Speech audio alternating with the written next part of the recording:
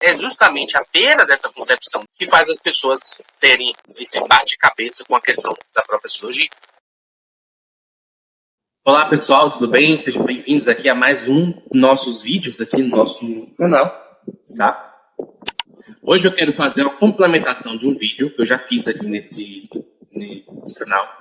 Foi um dos primeiros vídeos, eu falei até que foi um dos vídeos que me fez voltar um pouco o canal, porque eu tinha feito ele uns 2 ou 3 anos atrás e até hoje nós temos aqui gente comentando, views, etc. É um tema que chama bastante atenção, as pessoas ficam curiosas. Geralmente sempre quem chega em meu perfil em alguma medida acaba perguntando sobre esse assunto, né? Até mesmo o canal tem alguns conteúdos relativos a ele, que é a questão da ciência da astrologia, tá? Então, eu não vou tocar aqui em assuntos que eu toquei naquele outro vídeo, certo? Então, ali no vídeo eu falei sobre a questão da polissemia da palavra astrologia, o fato de a astrologia ter vários significados e sentidos diferentes, tá? Também não falei sobre a questão relativa, também falei sobre as questões relativas da história ali, como foi que aconteceu, o desenvolvimento da relação da igreja com essa ciência, entre outras coisas, etc. Tá? Hoje eu queria falar de outros assuntos que eu não abordei muito naquele vídeo e que eu acho que hoje são essencialmente fundamentais para entender melhor como é que funciona. Então, esses dias mesmo no meu Facebook, um rapaz veio nos meus stories, mas a astrologia não é pecado, etc. É pecado sim, tá? Só que, como tudo na vida, por exemplo, sexo é pecado? Pode ser pecado? Pode. Se você, por exemplo, praticar sexo dentro do espectro católico, né? Se você praticar sexo fora do casamento e às vezes dentro do casamento de forma desordenada, é pecado. Então, por exemplo, casal católico faça, por exemplo, a finalização do sexo na parte anal da esposa, da mulher, em certo sentido é pecado, tá? Certo? E às vezes até não fazendo, e só fazendo o ato mesmo, certo? Depois finalizando dentro, talvez seja pecado também, tá? Porque, em certo ponto, a finalidade dos órgãos sexuais não foram essas, né? Então, o órgão sexual masculino e o órgão excretor ali feminino, necessariamente, mas você tem um lugar próprio para poder efetuar ali a penetração, certo? Então, eu não vou entrar muito nesse detalhe aqui do sexo, mas só para dar um exemplo, tá? Matar é pecado? É sempre pecado. Mas veja só, e quando você está defendendo a sua vida, você entra um bandido na sua casa, é você ou ele, entende? Tá? Não vai dizer, eu vou mobilizar um bandido. Olha, primeiro que você não tem treinamento para isso, você não vai saber como fazer, e as chances de você fazer isso são muito poucas. E outra, se você está com alguém querendo te matar e você tem a oportunidade de impedir isso, você vai ter que impedir isso. Às vezes não só pela sua vida, que é um bem, não pode ser retirado dessa forma, tá? Bem como a vida de pessoas que moram com você. Então, em certo ponto, matar esse pecado na maioria das vezes. Mas existem elementos que excedem essas questões, tá? Certo? Existem minúcias e minúcias para cada tipo de pecado em que, às vezes, o sujeito está com a consciência, com a objeção de consciência. Então, por exemplo, utilizar elementos de outra religião é sim pecado? Sim. Mas se você for ler a Teologia Moral de Santo Afonso, ele vai explicar que em algumas possibilidades, claro, são possibilidades bem remotas para a maioria dos fiéis comuns de hoje. Como, por exemplo, se você está com algum tipo de trabalho ali missionário e você tem um processo ali para poder tentar converter aquela cultura, você vai adotar alguns elementos daquela cultura ali, em certo sentido, mas a finalidade não é abraçar a religião daquele povo, né? Certo? Então, por exemplo, você vai para o Oriente Médio, você usar uma roupa própria de um árabe, um muçulmano ali, etc. e tal, desde que não seja uma roupa especificamente voltada para o culto, tá? Em algumas possibilidades, pode, segundo Santo Afonso, na Teologia Moral, não ser pecado, tá? A depender também, por exemplo, negar a fé, sim, sempre pecado. Santo Afonso também vai falar que necessariamente, nem sempre. Então, às vezes, em algumas situações, eu não estou lembrando aqui as situações, ele cita um monte de situações lá na Teologia Moral, a pessoa pode fazer o que chama de defecção da fé. O que é defecção da fé? Ele não diz necessariamente que ele é católico, mas ele também não nega. Entende? Justamente para impedir, às vezes, ou evitar algum tipo de escândalo. Tá? Ou evitar algum tipo de problema maior para ele ali. Então, um policial, um investigador que esteja em certo ponto, tá? Fazendo algum processo de investigação, ele pode se passar ali, às vezes, por um criminoso. sem que ele esteja cometendo um pecado ou necessariamente uma mentira. Tá? Então, o que eu estou querendo dizer e abranger aqui para vocês é que, cara, o mundo da moralzinha, ele é muito mais do que o mundo necessariamente, como é que eu posso dizer, meu Deus, do preto e branco. Existem preto e branco no mundo da moral. Preto, olha, você não pode fazer isso aqui de maneira nenhuma. Adultério. Você não pode, não tem motivo, justificativa, exceção, regra, nada. E pode, em alguma medida, fazer com que o sujeito cometa um adultério e ele esteja não tão correto. Tá? Pode ter atenuantes de culpa, quando São Paulo fala lá da mulher. Então, quando a mulher se recusa a ter relação com o marido, ela está colocando ele na boca dos demônios. O adultério que o marido cometeu por conta disso é erro dele? É. E é sério? É.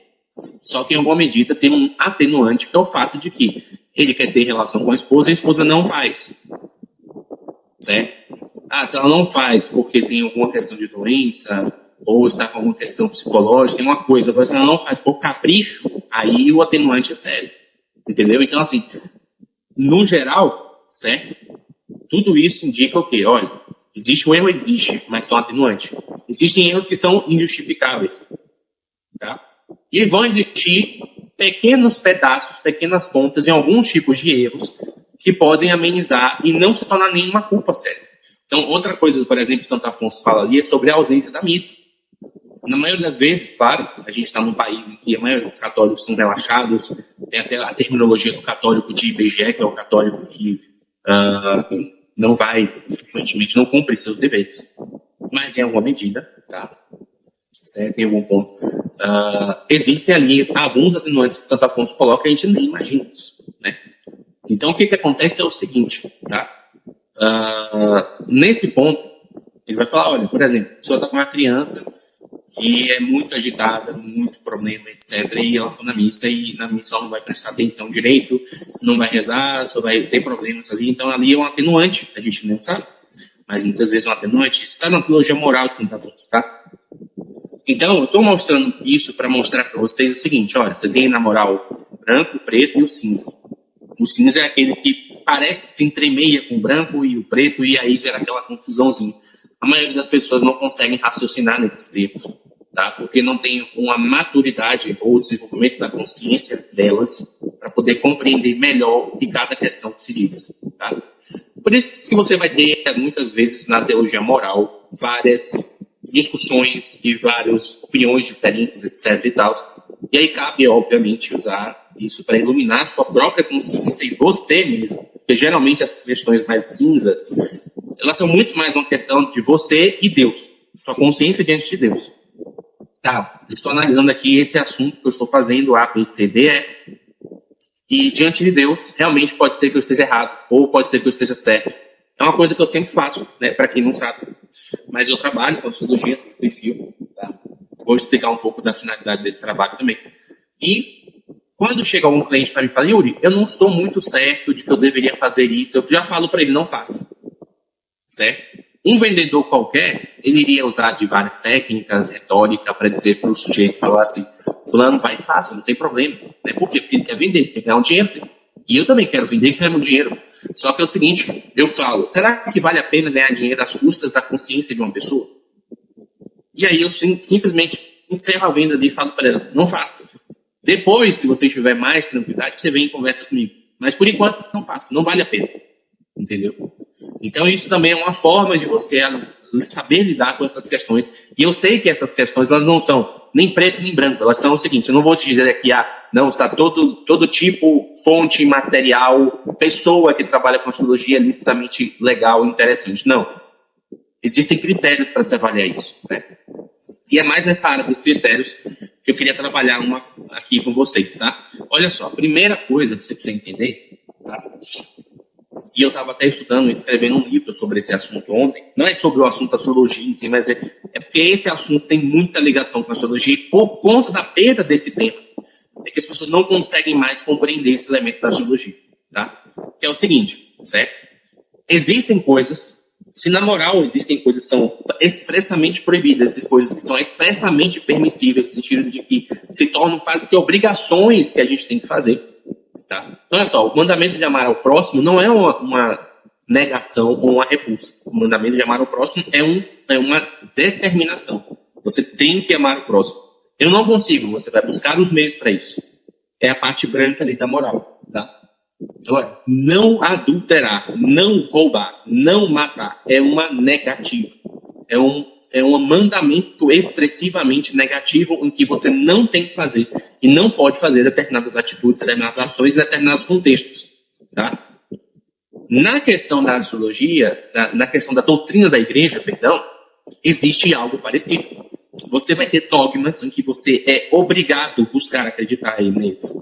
Eu não consigo. Você reza, estuda, faz os meios possíveis para tentar entender. Tá? Para aprender e acreditar. Primeiramente, sempre a oração, obviamente. Tá? Mas, por exemplo, a Trindade.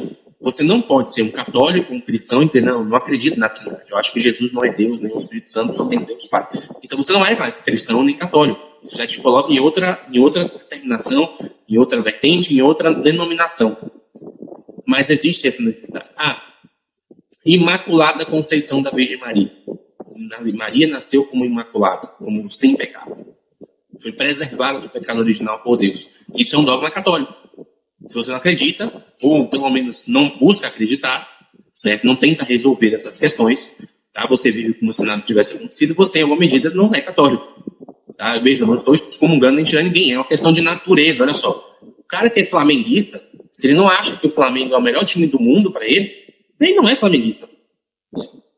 Certo? Claro, tem uma questão de paixão e sentimento, que não é uma questão racional como uma doutrina, como um dogma, né? Mas o cara torce pro Palmeiras, eu torço pro Palmeiras. Eu nunca vou chegar e falar, não, o Flamengo é um time muito melhor, tem uma camisa melhor. Eu posso até dizer assim, ó, o momento atual hoje do Flamengo é melhor que o Palmeiras, porque aí eu tô sendo um pouco racional e pragmático. Eu posso falar isso. Mas não vou chegar e falar, não, a camisa do Flamengo é uma camisa mais pesada, o Flamengo tem mais tradição que o Palmeiras. Não, eu não sou palmeirense. Entendeu? É uma questão de natureza das coisas, tá? E isso acontece nos dogmas, certo? Na doutrina da igreja. Vão ter coisas ali que não são necessariamente dogmas. Eu fiz uma reflexão disso ontem sobre a doutrina social da igreja, tá? Qual foi a reflexão que eu estava fazendo? Olha, tem muita gente falando, não, nós temos que aplicar a doutrina social da igreja. Então, para quem não sabe, é um conjunto de normativas e princípios que a igreja dá para as relações sociais humanas, família, trabalho, né, relação empregador-empregado, tá? Homem, mulher, vida, educação, entre várias coisas, tá? E aí o pessoal fica na cara de, não, nós precisamos aplicar isso e tal, e aí criam movimentos políticos, porque isso começa na política. Só que eu estava falando o seguinte, olha, eu tive a oportunidade de lidar, conviver, trabalhar, fazer entrevistas com, por exemplo, empresas que são denominadamente católicas.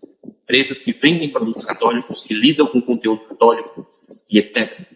E quando você vai ver a relação dessas empresas com o seu funcionário, ela não é nem um pouco baseada nessa doutrina social da igreja.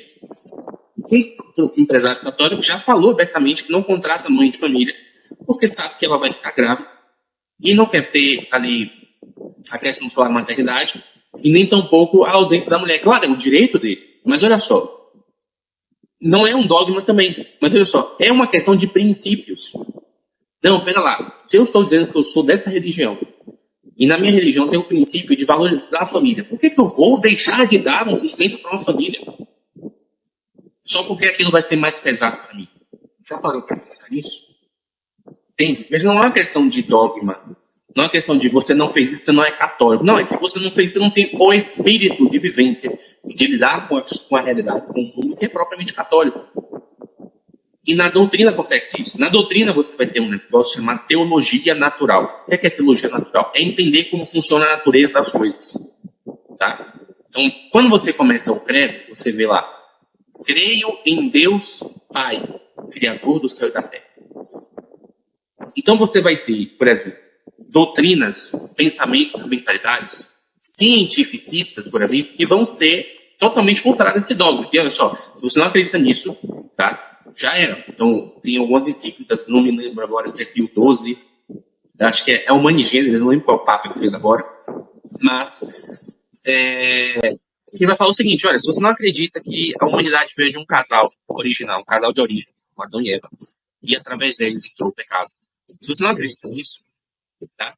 Você não tem como ser católico, porque a questão da cruz, da ressurreição, da salvação no céu, na eternidade, deriva disso. Não tem como ter salvação se não tem perdição, e não tem como ter salvação universal para todos, disponível para todos, se o gênero humano, aquilo que a gente chama de humanidade, não tem por origem um casal que acabou pecando e passando isso para todos. Eu não acredito nisso. Aí você vai ter que estudar, rezar, para poder acreditar nisso. E saber lidar como é que funciona, por exemplo, questões da ciência moderna que fala de geração espontânea, por exemplo. Não, estava ali, nada, e veio tudo, aí a vida começou a gerar ali, assim, assado e tudo mais, etc. Tá? Eu acho um malabarismo, porque se você pega a doutrina tradicional da igreja, você pega o que os padres da igreja falavam, ninguém pensou em um segundo nisso. Né? Então, por exemplo, você vai ter lá na física a concepção das leis. Então, o Sol está ali porque tem uma lei e tal, astronômica, que faz assim, sabe o que? Isso não é problema. Desde que você enxergue as leis como, por exemplo, uma descrição de um fenômeno. Não como, em certo sentido, uma causalidade final. Não, as coisas só acontecem por conta das leis. Porque você cai num deísmo. O que é o deísmo? A noção de que Deus criou o mundo e ele está lá só olhando as coisas e não interfere na realidade criada que ele mesmo desenvolveu. Tá? Não, as leis são uma descrição de um fenômeno e tudo mais. Em alguma medida, a gente não vai tirar Deus da equação. Então, agora, tem coisas na parte da teologia natural que elas são fundamentais para você entender, tá, melhor a relação de Deus com o mundo. Então, onde você vê a maior queixa das pessoas, sempre, todo mundo tem essa queixa. Não adianta fingir que não tem, que eu sei que você tem. É de uma hora, todo mundo tem um pensamento de Deus me deixou de lado, Deus me abandonou. O Deus não ama tanto assim eu, porque, sei lá, não sei, um sofrimento, uma dificuldade, até mesmo as dificuldades do dia a dia, a pessoa quer ser melhor, não consegue. Isso é ocasionado porque as pessoas não têm mais a visão de Deus na criação. Tá lá eu. Aí agora alguém vai pensar assim, mais estudiosozinho, que vê esse vídeo, mas você está falando panteísmo. Isso é panteísmo.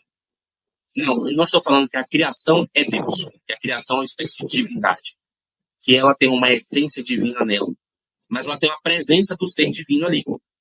Porque se não tivesse a presença do ser divino, nada poderia existir. As coisas não existem por si mesmas. Isso é o deísmo, que eu falei agora. Tá? Mas todo mundo pensa que é assim, olha só, aqui está a criação e aqui está Deus. Deus está aqui, ele vai lá, do nada ele manda uma graça como se fosse um raio, aí chega na criação. Não é assim que funciona.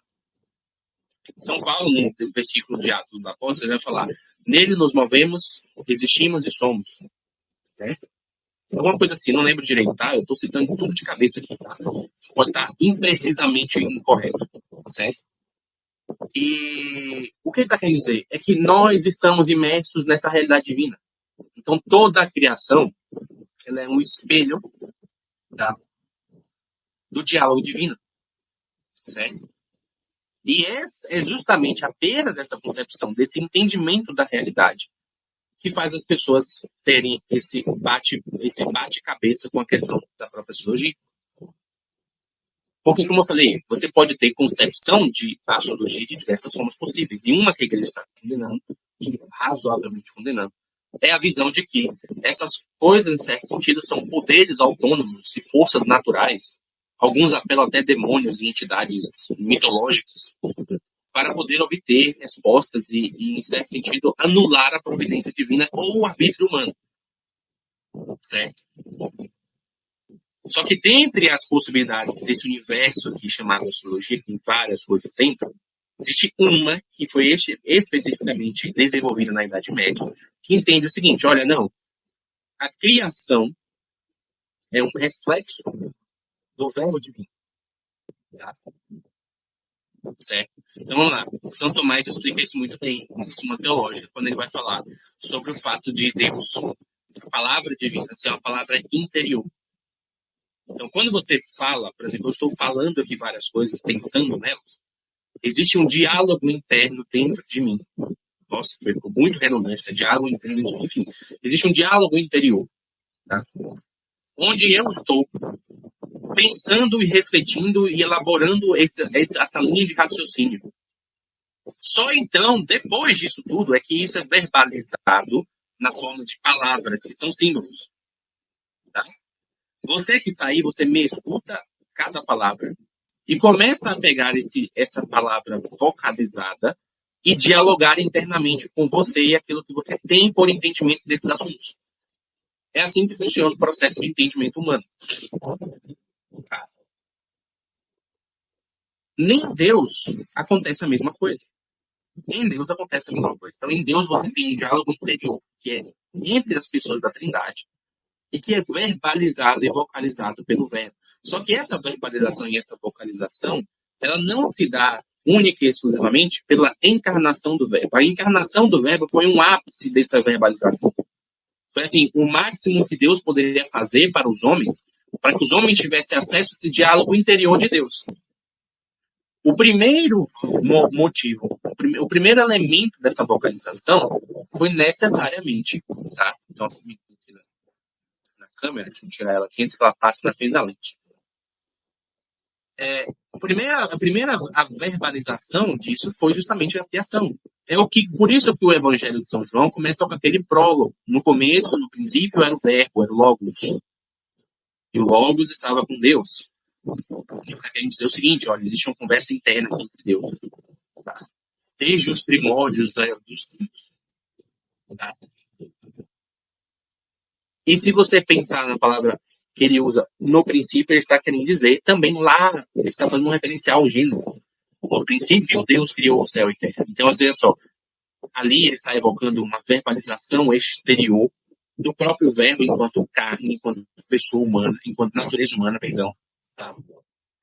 E ele está referenciando a criação. Então, ele está querendo dizer que a criação é como uma verbalização, uma vocalização. Por isso que também o Gênesis ele é intercalado de tudo por uma expressão. Qual é a expressão? Deus disse, faça-se luz, faça-se os luzeiros, faça-se os animais. Aí, no final, ele diz o quê? Façamos o homem imagem e semelhança. Mas não deixa de ser uma vocalização da linguagem da mensagem divina. Então, a gente perdeu isso. Tá? Eu vou pegar uns trechos bem simples aqui que falam dessa questão que eu estava pegando ontem, separando. Então, aqui, ó, primeira coisa, já tem na antiguidade essa precisão. Tá? Então, Plotino, um pensador, um filósofo grego, ele vai falar o seguinte, ó, aqueles para quem a existência se dá por acaso de modo automático, mantendo-se coesa tão somente por forças materiais, foram parar longe de Deus do conceito de unidade. Ele está criticando uma concepção, pensa, essa concepção científica moderna, ela não é tão moderna assim não, tá? Ela já vinha lá de Demócrito, a visão do átomo e a visão de que o mundo é gerido por uma série de forças e etc e tal, tá? Que todo mundo acredita hoje, até o crente mais crente fervoroso de todos, ele acredita nisso. O católico mais fervoroso de todos, ele acredita nisso. Não, o mundo existe porque existe uma série de forças ali que está o tempo todo gerindo e regindo aquelas coisas, etc. Essas forças elas podem existir e podem ser, como eu falei, descrições de fenômenos, mas eles não são um fenômeno em si. A descrição de algo não é um fenômeno. Se eu descrever um crime de assassinato, eu não estou assassinando alguém. Eu estou descrevendo. O fulano foi lá, pegou a faca, enfiou no jugular do fulano. Né? Eu não estou matando ninguém, estou descrevendo algo que acontece. A descrição de algo que acontece não é o evento que aconteceu. Então, beleza, a gente tem leis que estão descrevendo a realidade, a lei da gravidade, a lei da termodinâmica, etc. E tal. Ok, ótimo, mas veja só, essas coisas não são o fenômeno. Elas são simplesmente a descrição do fenômeno. E essa é a grande filosófica. Tá? Que todo mundo caiu que tem pato, certo? E aí a visão tradicional é aqui de São Boaventura, vai dizer no livro Colaciones em Hexameron, uma espécie de reflexões do Hexameron. Tá? O Hexameron já apresentei aqui no canal, uma espécie de reflexão dos 6 dias da criação, que muitos santos fizeram, isso em períodos antigos, né? Agostinho, São Gregório Magno, São Basílio Magno, Santo Ambrósio, tem vários deles, cada um tem o seu hexameron, cada um tem a sua reflexão própria dos 6 dias da criação. Então, São Boaventura, na Idade Média, ele fez uma espécie de comentário sobre esses vários hexameron, explicando um pouco mais, dando uma espécie de unidade escolástica desse tema. E uma das coisas que ele cita é: o mundo inteiro é como um espelho pleno de luminosos reflexos da sabedoria divina. Claro, isso aqui é uma conclusão que ele chega a após várias reflexões, tá, sobre esse assunto. Mas isso aí que é óbvio. Olha só, a visão, pessoal, Yuri, eu não tenho e não consigo ter essa visão. Você não vai deixar de ser católico, mas você vai ficar capenga ali, com uma muleta ali para poder entender como essas. E é que tá todo mundo assim. Aí você, como eu falei, qual é a crítica que todo mundo tem geralmente? A crise de fé. Ah, não, porque Deus não me ama, Deus parece que está afastado de mim. Todo mundo tem essa sensação. Essa sensação vem por falta desse espelho. Então você está usando, por exemplo, eu não enxergo direito sem óculos. Aí eu boto o óculos para enxergar direito. Só que assim, o óculos que a maioria das pessoas estão usando é o óculos da modernidade. E aí quando você bota esse óculos, tenta ler um Gênesis, tenta ler um Êxodo, tenta entender até mesmo a sua vida. Por que Deus parece que está tão longe? Você não tem resposta. Porque você está usando um óculos que não serve para ler aquelas coisas. Entendeu? O que eu estou falando é que existe um óculos que ajuda a entender melhor como a realidade funciona. E esse entendimento ajuda você a ter um pouco menos, na verdade, de crise de fé com relação à sensação de que Deus está ausente do mundo. Porque o medieval, o homem medieval, não importa quem seja, tá? Pré-renascimento, ele tinha clareza exata de que Deus estava ali o tempo todo auxiliando. É por isso que era mais fácil para o homem daquela época fazer um ato de fé, fazer loucura de fé. Que hoje as pessoas não conseguem mais. Tá? Aqui a gente tem um sermão de Santo Anásio contra os arianos, que vai falar assim: conhecimento do Pai através da sabedoria criadora e humana. Ele vai falar assim: a unigênita sabedoria de Deus é quem cria da realidade a tudo. Ou seja, todas as coisas só existem porque Deus dá realidade a elas. Deus dá o ser para elas. Quando Moisés chega na sarça ardente e Deus fala para ele: eu sou aquele que sou, ele está dizendo: eu sou. Eu sou o único que existe. A única coisa que existe é Deus. Tudo só existe por causa dele. A existência das coisas só existe dada a existência divina, que é primeira, primordial. Então todas as coisas recebem de Deus o seu ser. Tá? E aí ele vai falar: a terra está repleta de tua criação. Para que as coisas não apenas existissem, mas existissem de forma boa, aprove a Deus doar-se por meio de sua sabedoria de todas as suas criaturas. Tá?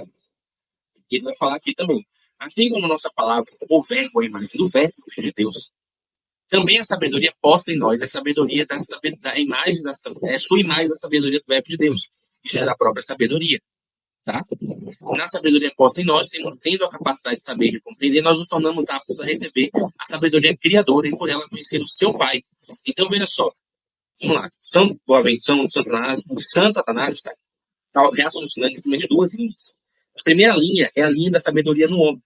A segunda linha é a linha da sabedoria na criação. Então, a sabedoria no homem e na criação serve para ajudar a conhecer e compreender mais a Deus. Tá? E foi isso que os homens medievais, quando se depararam com a prática da astrologia, começaram a entender. Então, não, isso aqui é uma espécie de linguagem que eu consigo descrever eventos, fenômenos, tá? E por meio da inteligência do sujeito que faz essa leitura, aferir ou até especular eventos futuros ou eventos do presente ou do passado. Tá? Porque o homem medieval ele enxergava a criação como uma espécie desse espelho. Então, nada existe na criação de forma autônoma. Hoje a gente enxerga tudo de forma autônoma. E é esse o grande problema. Tá?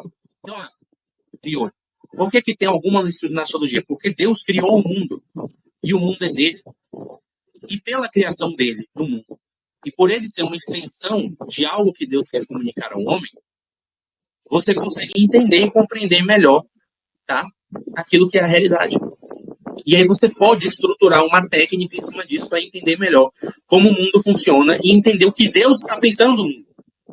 Porque lembra, eu falei, existe um diálogo interior da Trindade, entre as três pessoas divinas, que é vocalizado em dois eventos. O primeiro evento é a criação, o segundo evento é a encarnação.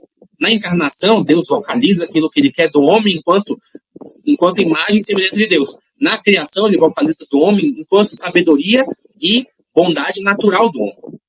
Tá? Entende? Então, é assim que funciona. Tá? Então, é basicamente isso. Não tem muito mais o que se explicar, além dos pormenores teológicos, dogmáticos, etc. Tudo isso eu expliquei no meu livro sobre esse assunto. Então, peguei as questões de documento, história, as discussões dos santos, etc. E tal. Mas, enquanto homem, inteligência humana, analisando a vida, a realidade e aquilo que você tem por sua religião, A conclusão básica é essa. Se você não tem a visão de que, olha, primeiro, você tem que ter a visão óbvia de que Deus criou o mundo. Está no credo, seu primeiro artigo do credo. Ele é Deus Pai poderoso, criador do céu e da terra. Tá? O segundo ponto é que, e aqui essas coisas que eu estou falando não são obrigatórias. Olha, Deus rege a criação. Deus governa ela. Se você acredita que Deus criou e deixou a criação à mercê, aí você está acreditando não em catolicismo, mas no deísmo. Certo? Agora, a terceira conclusão óbvia e direta é que se Deus criou a criação e Deus governou ela, ele a utiliza para seus próprios propósitos, seus próprios fins, como sinais, como linguagem. Isso está no Evangelho. Agora, isso não é um dogma. Tá? Isso é uma percepção óbvia e direta por conta do quê? Por conta desses dois dogmas anteriores. Tá? É como dizia o Chesterton, quando ele falava sobre a questão do pecado original. Olha, o pecado original é um dogma que você pode descobrir ele, saber dele, basta ler a primeira página dos jornais todos os dias. Então você vai ter ali uma série de crimes, de injustiças, de atos violentos que são cometidos pelo homem, e a única razão para se explicar com certa completude é o dogma do pecado original. Entende? E olha só que interessante, é que esse dogma cai, as pessoas deixam de acreditar em pecado pouco tempo depois que a modernidade insuflou nas mentes e corações humanos a visão de um cosmos, de um mundo criado que é autônomo. Então você tirou Deus da criação, você tira Deus do homem também. Porque o homem é um reflexo dessa criação. O papel central do homem enquanto criatura é refletir aquilo que há de melhor na criação. E quando você tira a criação, você tira a criação das mãos de Deus, você tira o homem também das mãos de Deus. E aí você começa a ter filosofias que vão querer explicar a conduta humana. Então você vai ter o Jacques Rousseau, que vai falar, não, porque o homem é bom. Né? Só que o que está estragando o homem é essa civilização aqui que ele criou.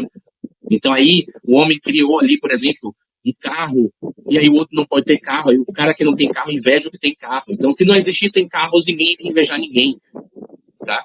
E aí o problema é a civilização que está corrompendo com o coração humano. Aí você vai ter Hobbes, não, o homem ele é naturalmente mau, ele é naturalmente uma besta, ele é o lobo de si mesmo. Tá? E aí a única coisa que consegue ajustar isso é a civilização. É criando ordem, leis, criando uma estrutura civilizacional magnífica, etc. Só que isso está errado. Porque o homem ele tem uma inclinação natural para o mal. O homem, é verdade, não tivesse carro, o homem não invejaria o carro do outro, mas ele invejaria a esposa do outro. Não, sua esposa é mais bonita e mais atraente que a minha, então eu vou lá tentar alguma coisa com ela também. Tá? E você pode, sendo naturalmente mal, criar uma civilização perversa, que é o que a gente tem hoje. Então repare que você tira Deus do cosmos, você deixa de saber quem é o homem. Quando você entende que Deus está sustentando o cosmos, você vai entender a verdade fundamental. Que o homem é imagem e semelhança de Deus, Deus está no homem. E existe algo atrapalhando o homem de acessar esse Deus lá no centro. Essa é a compreensão básica. Só que aí eu repito novamente. A visão de que Deus está na criação é um dogma. Ah, se eu deixar de acreditar, eu vou ser menos. Vou deixar de ser católico. Não, mas você vai ser menos. Mas é verdade. Porque você vai começar a desacreditar, certo? Da base fundamental, que é o que todos os santos tinham de percepção de que, olha só, Deus está governando e regendo. E é possível ter até crise de fé nessas questões. Né? As pessoas não tinham crise de fé. Mas elas eram crises de fé geralmente geradas por elementos que são assim, uma coisa assim, você está na Europa e você vê a metade da Europa inteira morrendo por uma peste negra. Aí, óbvio, você vai ter uma crise de fé. Mas hoje é assim, o sujeito está lá e aí recebe uma multa. E naquele mesmo dia o carro dele quebra. E aí ele tem que pagar o conselho do carro e não tem dinheiro para multa. Aí ele começa a duvidar de Deus. Era lá, cara. Entendeu?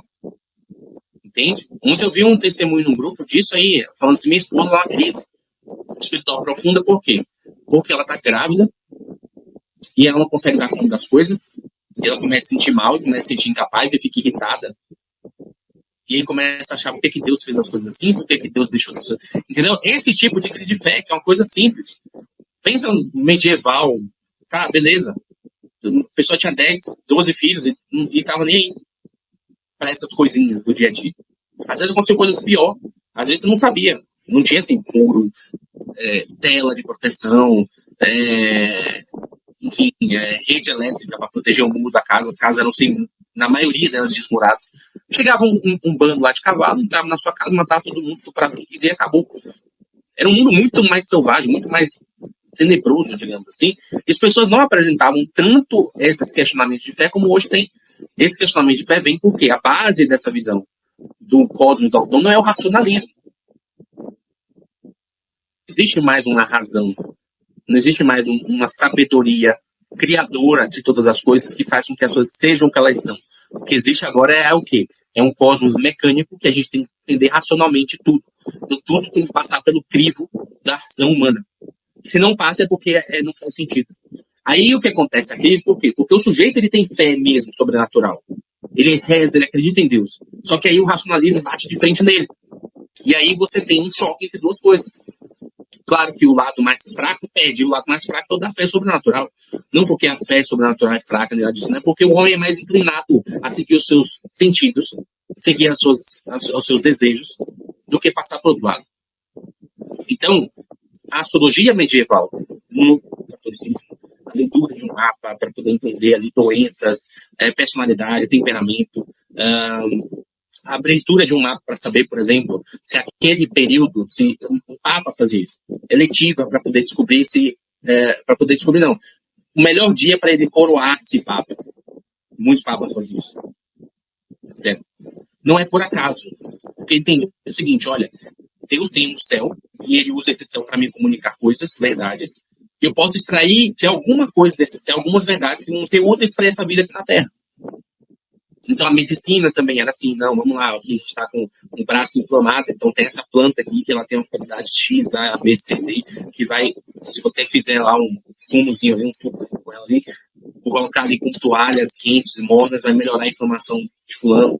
A fulano está com um excesso de febre, então vamos pegar ali fazer alguns furinhos ali no pé ou no braço dela para poder o sangue sair com mais facilidade e a febre cessar e funcionava. Então, assim, era assim que se enxergava a realidade. O homem via na natureza um auxiliar da sua criação, da criação.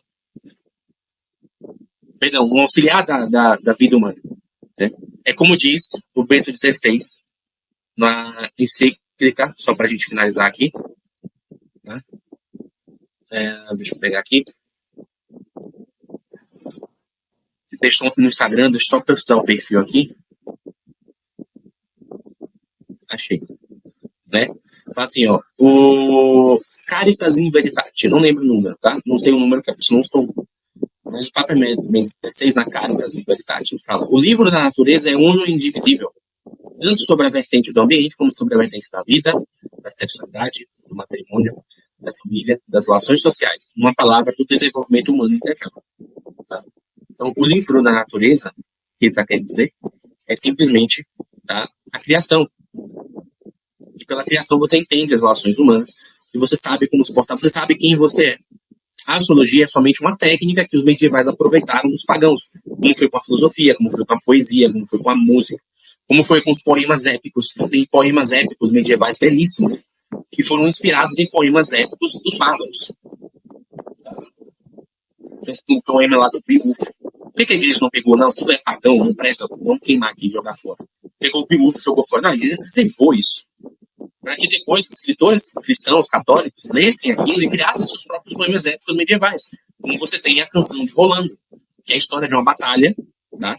Lá do Carlos Magno, sobre um cavaleiro que estouou ali pela sua causa, etc. Enfim, uma série de coisas ali. Depois vocês pesquisam, tá? Mas é assim que funciona na realidade, tá bom? E é por isso que eu trouxe esse segundo complemento daquele primeiro vídeo, que ficou muito técnico, muito focado nos documentos, nas coisas, mas faltou trazer a você esse insight, tá bom? E é isso, pessoal. Se vocês gostaram, curtam o vídeo, tá? Eu tô tentando fazer vídeo de 30 minutos, mas é muita coisa para sintetizar, tá bom? Muita coisa para explicar, tá? Mas assistam o vídeo com calma, quando vocês tiverem tempo, não precisa ter pressa. Divulguem entre seus colegas, compartilhem, curtam, e se tiver dúvidas, pode deixar aqui no comentário, mais uma vez. Se você se pegou aqui por acaso, não é inscrito nesse canal, se inscreva, tá bom? Eu garanto que você não vai se arrepender, eu não estou ganhando nada até o momento com isso, né? Espero algum dia que esse canal monetize, mas eu preciso de views, eu preciso de gente comentando, interagindo, e vocês ajudando também, tá bom? Então é isso, abração para todos vocês, fiquem com Deus, e até a próxima.